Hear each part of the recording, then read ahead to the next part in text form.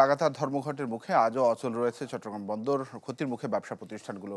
বিস্তারিত জানাতে বন্দর এলাকা থেকে যুক্ত হয়েছেন রনি দত্ত। রনি, রপ্তানি খাত বেশ হুমকির মুখে। এই পরিস্থিতি আসলে সংকটটি কাটবে কিনা খুব সহসা, কি মনে হচ্ছে? আসলে এই বিষয়টা আসলে অত্যন্ত গুরুত্বপূর্ণ। এখন পর্যন্ত প্রায় আমরা যেটি জানি যে ৬ দিনের মতো যে আন্দোলন, সে ৬ দিনের মতো আন্দোলন চলছে।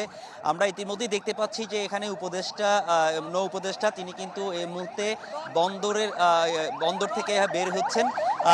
তিনি একটি বৈঠক করবেন, যারা আন্দোলনকারীরা রয়েছেন তাদের সাথে একটি বৈঠক করবেন এবং বৈঠক করে এই সমস্যা সমাধানের জন্য তারা একটু ব্যবস্থা নেবেন। এবং এর মধ্যে আমরা দেখছি আসলে যখনই নৌ উপদেষ্টা যাচ্ছে তখন শ্রমিকদের মধ্যে একটু উত্তেজনা আসলে লক্ষ্য করছি। শ্রমিকরাও কিন্তু এই বিষয়ে বেশ উত্তেজিত।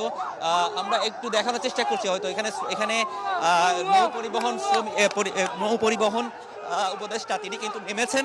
আমরা একটু দেখানোর চেষ্টা করব, তিনি যেহেতু ডেকেছেন এবং এখানে তাকে নানা রকম অশালীন ভাষায় হয়তো কথা বলছেন, একটু তিনি ক্ষোভের মুখে পড়েছেন শ্রমিকদের। আমরা একটু হয়তো দেখানোর চেষ্টা করছি।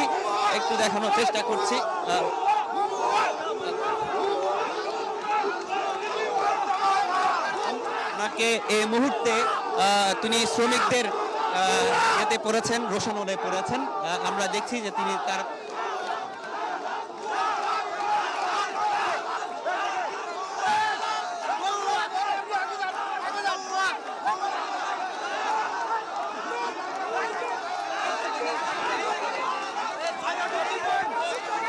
শ্রমিকদের কথা শুনবেন।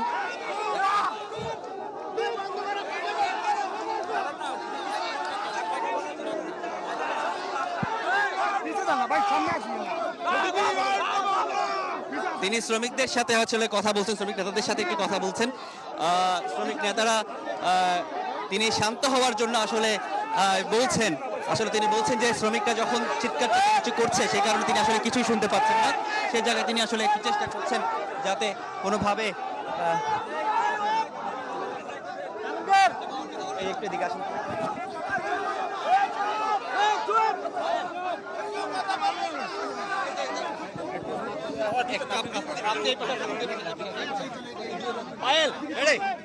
আমরা একটু শুনছি তিনি আসলে কি বলছেন, একটু শুনছি।